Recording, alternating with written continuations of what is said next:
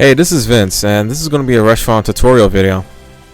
Resphon is an incredibly hard dungeon, even if you are geared, so it's understandable that not everyone understands all the gimmicks, so hopefully this video puts them into light. Room 1 contains about 5 to 6 mobs that have Groundquaker and the shockwave from the end of Illusion Sword wave. So you probably don't want to attack them individually or even in a group, but you actually do have to group in order to actually beat them sufficiently.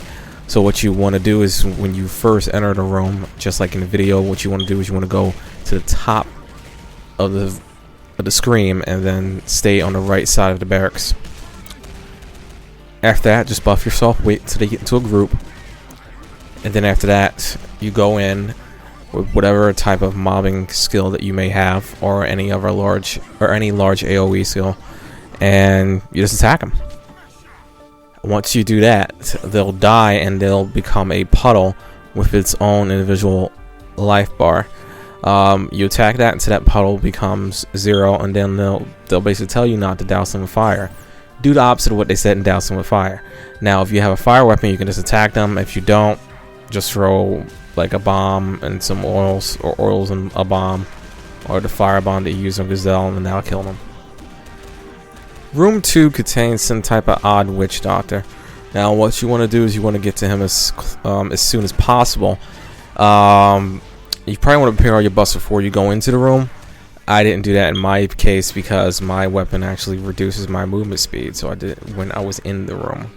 But basically you want to try to kill him as fast as possible. You can skip the entire room if you do that. If you don't kill him as fast as possible, he'll summon 2 clones of himself, and those 2 clones will begin to summon generic mobs that attack with super armor and pretty much have a high enemy blowing chance. And by enemy blowing chance, it means they knock you around the room pretty far.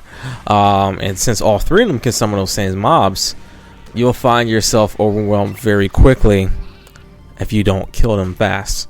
So what you want to do is you want to kill the original one first, then kill his other 2 clones, or kill all 3 of them at the same time. Just the witch clones. You want to get them out of the way as soon as possible. If they do manage to summon the generic mobs that have super armor attacks that knock you away, that knock you across the screen, then you want to kill them too. Room 3 contains these little devilish imps that laugh and spit poison or whatever type of cloud.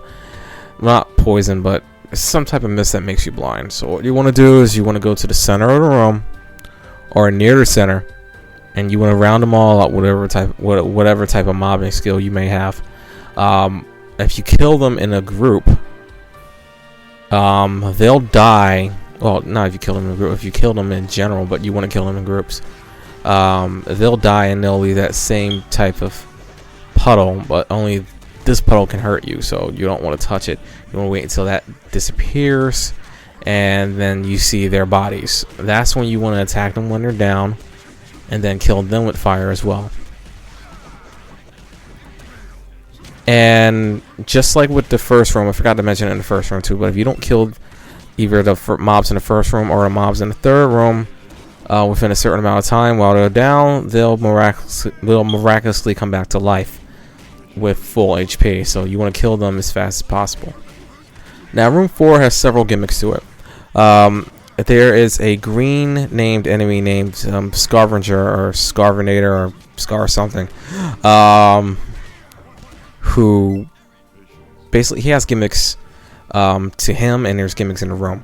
Now the main gimmick in this room is whenever you're downed or you're knocked down, his little mouse helpers will actually start biting on you.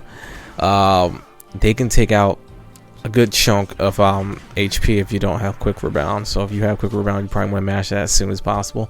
Though generally when you first go into this room, you do want to carry a CP clam item with you, so you can put yourself to sleep, so you can actually gather the mobs in the middle of the room.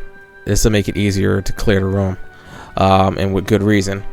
Now if you enter this room with buffs, normally that's a bad idea unless you're geared. because Scavenger, not only does he steals your buffs, he takes half your HP because you buffed yourself. So generally you don't want to walk in with buffs unless, like I said, you're geared. Then it's pretty much worth it because he doesn't dispel your buffs per se. So you can pretty much wail on him even though you just lost half your HP. You'll kill him faster. But another gimmick that this guy has is what he likes to do is he turns around. I mean, he doesn't turn around, but if you turn around, he can also attack you for half your HP again. So you generally don't want to turn your back on him. Another gimmick he has is when he's low on HP, he will actually eat one of the smaller rats and regain HP, and that buffs him even further. If he eats all the rats, he will have ridiculously high HP, defense, and attack. This is something you don't want, and it's the main reason why you want to put yourself to sleep when you first go into that room. So basically, put yourself to sleep, kill all the little rats, and kill him, or kill all of them at the same time. Duke Agnes room has two main gimmicks to it. He turns green and red. When he's green, you have to attack him with attacks within melee range, and when he's red, you have to attack him with attacks that are long ranged. You cannot attack him with status effects because it reflects back to you. Summons cannot attack him because they count as status effects and it reflects back to you. Certain buffs, like if you're a monk, if you use Shadow Clone, the odd thing is it may be in melee range, but it counts as a long range attack. So if you use Shadow Clone on him while he's green, you may find yourself afflicted with status effects. And also, when you first enter the room with Duke Agnes, he's going to warp to where you are. So basically, you just want to stand next to the door and then wait. And then after he warps, you move as far away as possible. That way, his first suction warp thing that sucks you in and does a lot of damage will be on the far side of the right, and you really want to worry about it because you just run all the way to the left and it'll have very poor suction pull since you're very far away from it. But mainly, avoid status effects, avoid summons, avoid special buffs. Like if you're a monk, don't use Shadow Clone. But I think if you're a Zerker, you can use Frenzy, so you're fine with that. I don't know about Awakenings because I've never seen anyone awaken on them, so I can't really advise you not to do an awakening here. And lastly, the room with the boss, Delazier. Mainly, the boss is the main reason why people have trouble with this dungeon. All the other gimmicks that I've described before is nothing compared to this boss, except maybe Duke Agnes. Duke Agnes kills people too, but Delazier's main gimmick is the win. Now, you have to read the yellow text in the middle of the screen that basically tells you where everyone's going to the east or west. And if you don't, or if you're special like me and get confused with east and west, you'll end up being turned into a zombie. Now, when it says east or west, it doesn't mean east or west of the room. It means east and west in respects to Delazier himself, which makes it even more complicated because if the site Delazier turns around, east and west is now interchanged, or so I believe. I don't think I've ever had a problem with that. So generally, use like if Delazier is to the right of you and is saying the wind blows to the east, you want to be to the right of Delazier. If Delazier is to the left of you and saying the wind blows to the west, you want to be to the left of Delazier. You want to do this to avoid turning into a zombie, and if you avoid turning into a zombie, you don't have to worry about ridiculously fast HP gains. The second main gimmick that Delazier has is that Delazier likes to become a super armored twister, which can pretty much damage you when it does contact, so you don't want to be near a corner when Delazier does that.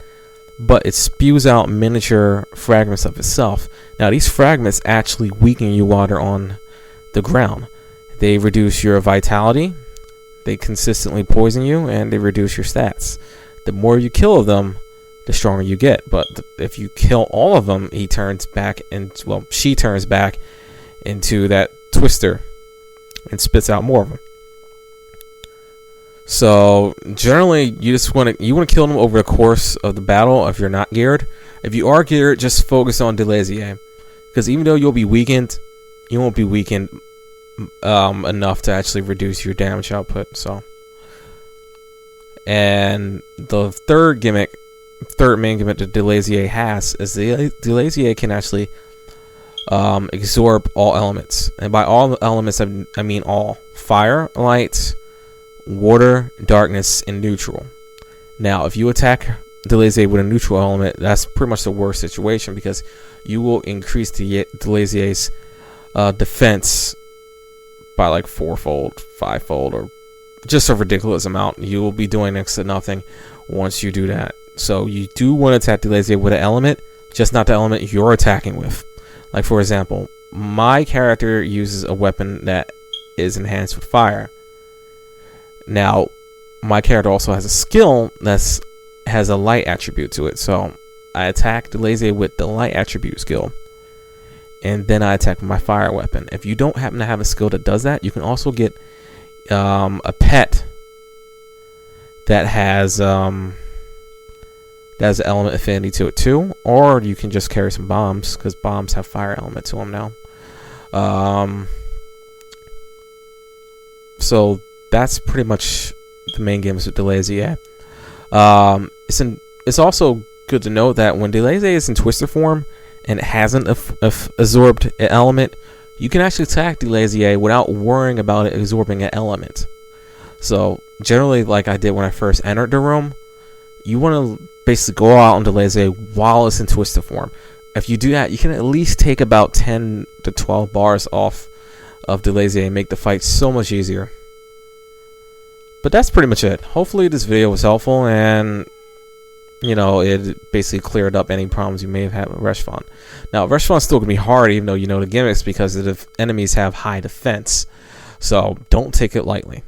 Take care.